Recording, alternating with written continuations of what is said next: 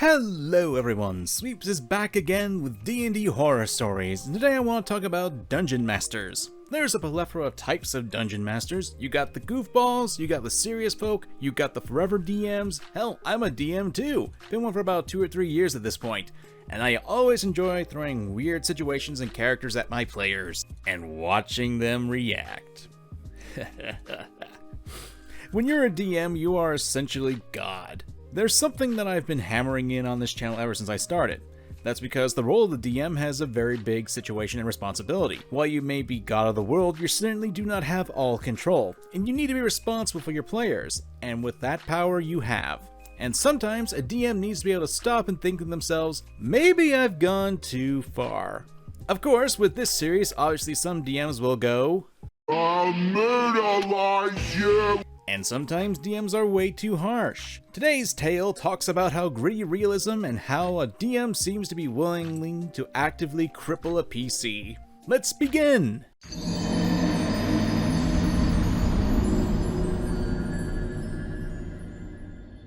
TLDR at the bottom. So first, some quick context. There were 4 of us, including the DM. We were playing in a play-by-post gritty realism game. I was playing a cleric, my friend was playing a rogue, and the other player was a barbarian. This next bit is super important. Both the barbarian and I were playing Vumans, variant human. My idea was to be a combat medic, so I was playing a war cleric with the healer feat. The barbarian, well, was a barbarian, so he took great weapons master. Again, for emphasis, I was effectively a field doctor, and the barbarian was a tank with a great axe that could occasionally split people in two.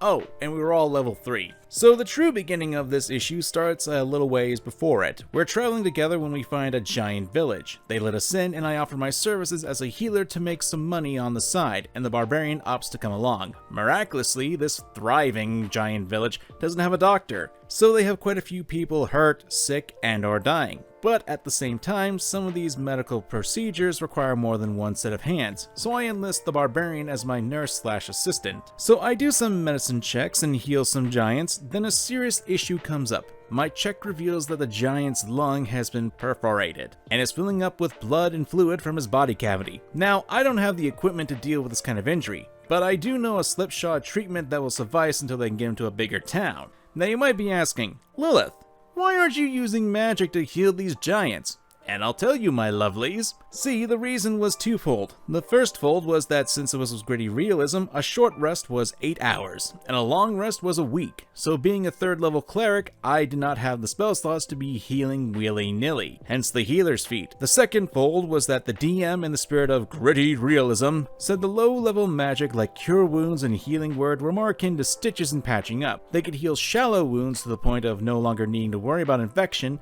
but they could not heal grievous injury. Remember that. So the holdover treatment for the giant's injury is basically making a puncture wound all the way through his skin and lung, and then putting a tube into the lung to drain the liquid, and hope that his lung didn't collapse while they moved into a bigger city healer. A procedure that needs multiple hands, so I figured I'd do the important part and be the one to shove the tubes inside the wound, and the barbarian would be the one to make the incision. The DM makes the barbarian roll a medicine roll. Pretty normal. He rolls a 2. A 2. Not a 1. A 2. So, logically, the DM has the barbarian stab the giant to death. In front of all gods and everyone. So now we're arrested, all our stuff is taken, and on trial for murder. But it isn't so much a trial as the giants being like, you killed a guy, so now we're gonna kill you. Luckily, our rogue is able to just barely convince them to simply kick us out of the village with a nat 20. That's not an exaggeration, by the way. So they kick us out of the village with literally only the clothes on our backs. Alright, we need to stop for a moment here. This is already a bit of a red flag for the gritty realism portion of this story. Like, I understand that giants aren't the most intelligent of creatures, but just going, you killed him, so you're gonna die, isn't what I consider gritty realism.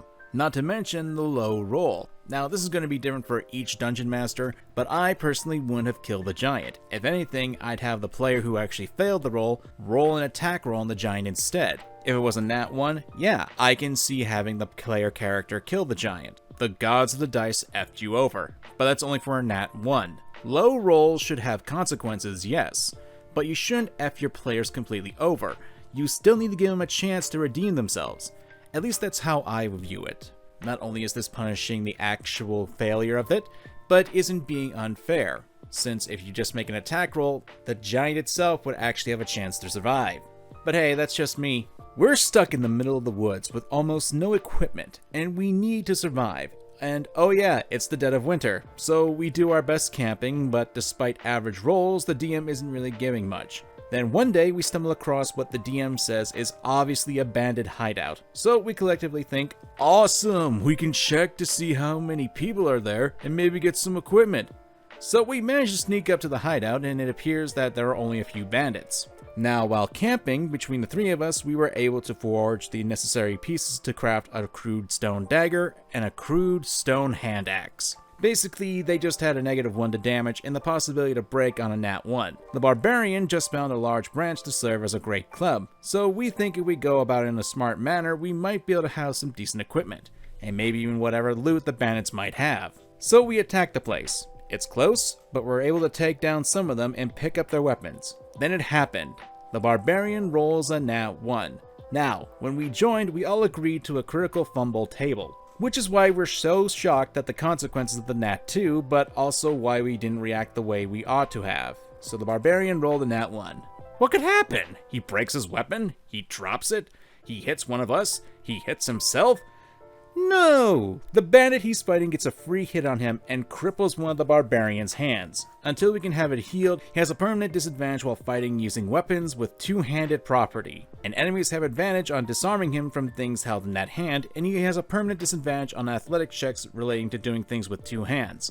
So the barbarian with the great weapons master feat now can't use great weapons. I tried to heal his hand, but the DM said that we would not be able to heal this kind of wound at our current level, and we'd have to go to a larger city and find and pay a cleric to heal his hand.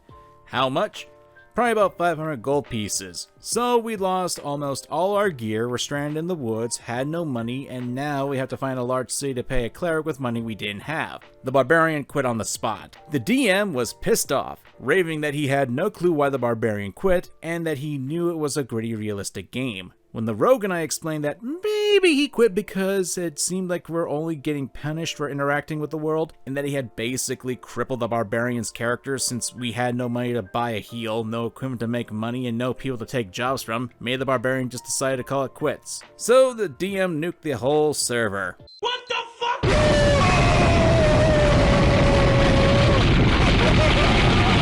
God, that's old even for me. As an afternote, this wasn't the only instance of something like this happening, just the most egregious. As with many DMs, it really seemed like the DM equated gritty realism with everyone's an asshole and only bad things happen. Low rolls were punished overly harsh, while high rolls were diminished. Nat 20s didn't do much, usually letting us only partially succeed, but if you roll a 5 and below, it was treated as a critical failure, and extremely bad things happened. TLDR, DM thinks gritty realism means everything sucks, triples PC, gets confused when they quit, then nukes the server when remaining players explain everything sucking isn't fun. Like OP said, the DM did equate gritty realism with assholes. Look, people, just because you want to have consequences and have realism in your games, that doesn't mean you make it a slog for your players. D&D is a game at the end of the day, and while you can have mature and realistic elements, that doesn't mean you can't at least be reasonable or include fun in them and be fair to your players. One of my favorite games of all time, Yakuza 0, is a Japanese crime drama with a lot of tension and realistic conflictions between the characters, but also has moments of levity that balance out the dark nature of the main story. Like, for example, turning a chicken into a business manager for real estate. Or if we want to go further in this series, there's a boss fight where you're fighting a giant Roomba. Now that I think about it, I actually made a giant Roomba as a boss encounter for one of my one-shots. Oh well, next story!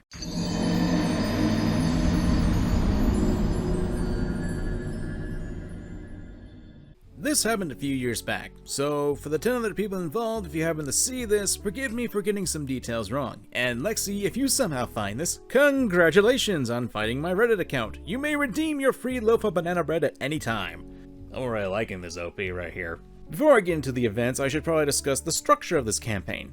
We had 12 players, 4 of whom would DM smaller scenarios with a single over-DM. Lexi, fake name, Most players had 2 or more characters and would swap whoever they felt like playing that day for a given mission. Lexi also had 2 PCs. I will get to them later. Most quests started with a bounty going up and had pretty rigidly controlled rewards available. Except Lexi, of course. She could award way more gold, EXP, or items without getting berated, and she did so for her characters on multiple occasions. There were also extensive homebrew rules tacked on to 5e, adding a second hit point bar, a few dozen spells interacting with the said HP bar, and as many monsters that focus on attacking that bar. All of this was constantly being rebalanced and changed, so there were a lot of badly balanced encounters, and Lexi's content tended to be the worst. At one point, I flat out told her that a mission she crafted would be absolutely miserable as written. She said it was fine. I ran it as best I could without overhauling it completely, and the players hated it. I hated myself for giving them such a bad time, and never used any of Lexi's material after that. Lexi's characters were something of a sore spot for most of the group. Now, characters started at level 3, and the rate of EXP drift was extremely slow. At level 5, the character got a unique feature that gave some minor but thematic bonus. One sorcerer who was completely dedicated to only using fire spells gained the ability to ignore immunities to fire. Lexi's characters, on the other hand, one of them got the ability to wield non-finesse weapons using dexterity, and a lot of homebrew content specifically meant to make them nigh unstoppable against the homebrew monsters, which was the only thing they ever fought. The other character got a 9th level wizard ghost attached to them, who would help out any time they were given the slightest bit of difficulty. Lexi also vehemently opposed any other characters getting major benefits from unique features because it would be game-breaking. Oh boy, already getting some massive red flags here, boys and girls. As the months dragged on, most of the players stopped wanting to have anything to do with Lexi, which was more than possible since the majority of the players lived in America, while Lexi was European and went to bed at a relatively consistent time. Plus, nobody really had fun when Lexi's monsters might just randomly one-shot your character because Lexi never considered that low-level characters rely on their armor to not get instantly ganked. Or yelled at for 30 minutes because Lexi never thought that the Necromancer villain might use their minions to buy time to escape, instead of waiting in the graveyard like good little MMO bosses. Still, just about everyone else in the group got along, and we had a lot of fun telling funny stories like how one character adopted some orphan child and was later saved by the ghost of their mother, or how one charismatic character would often lead the charge against the marshalling forces of darkness. That last character in particular became important during the tipping point of this campaign. We were setting up to run a small dungeon crawl, with just a couple of encounters that ended with a few Githyanki as enemies. Yeah, I can't really pronounce that, sorry. Just giving a new character a chance to get the spotlight with 2 relative veterans, that is to say, level 5 characters, acting as support. One of the players was stepping up to try DMing for the first time too. Lexi went to bed around the start of the mission, so she wasn't even around to snipe at us. And when the fight with the Githyanki started, 2 rounds later, it was a total party wipe, and the DM just went silent for a bit, unsure how to handle things.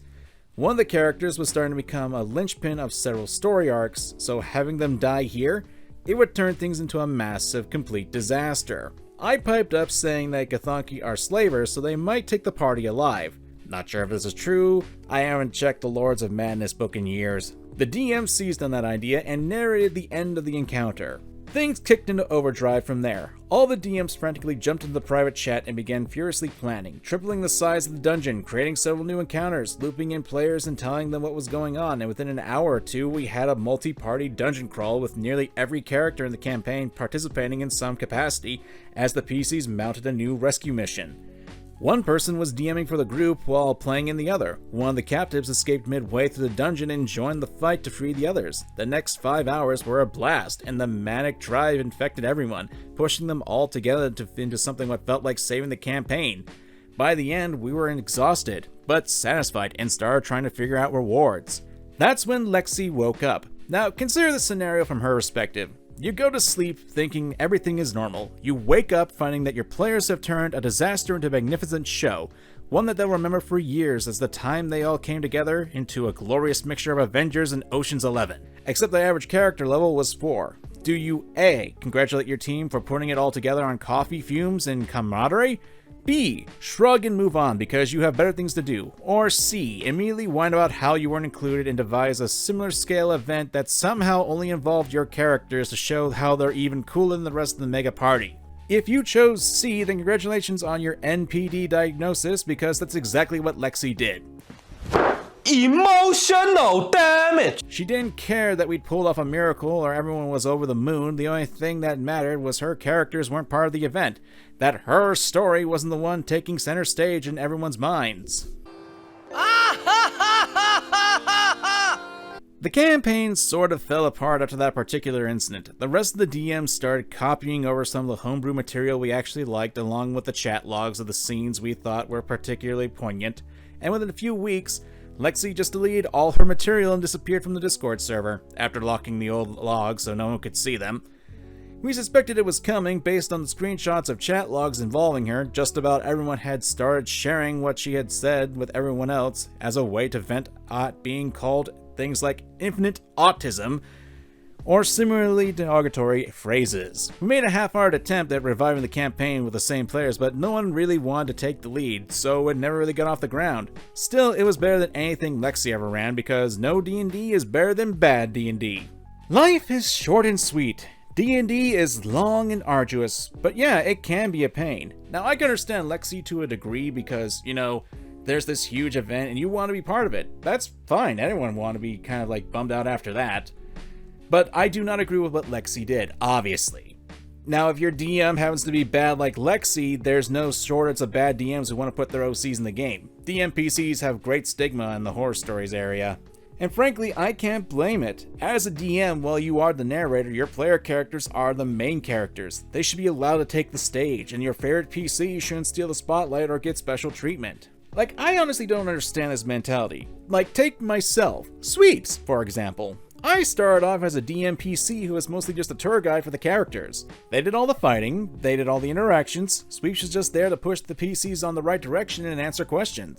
I just happened to like his design enough to actually incorporate it into this channel right here. And even then, Sweeps still blew up near the end of the game. By the way, in case you're wondering, yes, it was the same campaign with a giant Roomba boss. My point is, while you may like the characters you're playing as a DM, you can't have them be the main characters of the story. It's not fair to your players. It will only result in bad endings. Lexi happens to be one of the worst here, especially since there were other DMs in there who were more than likely taking the brunt of the work. The way Lexi acted was massively inappropriate, and while I can understand her to an extent, it's no excuse for how she did this. But I'm sure I don't have to tell you that. And with that, we'll end today's video, but before we go, we actually got fan art. Thank you, Buried ALEV.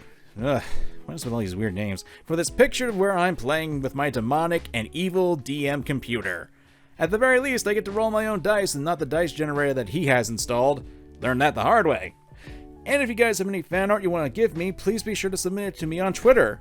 Or if you have a story suggestion that you'd like me to read, try sending me that as well. And with that, I'm Sweeps, and bye-bye!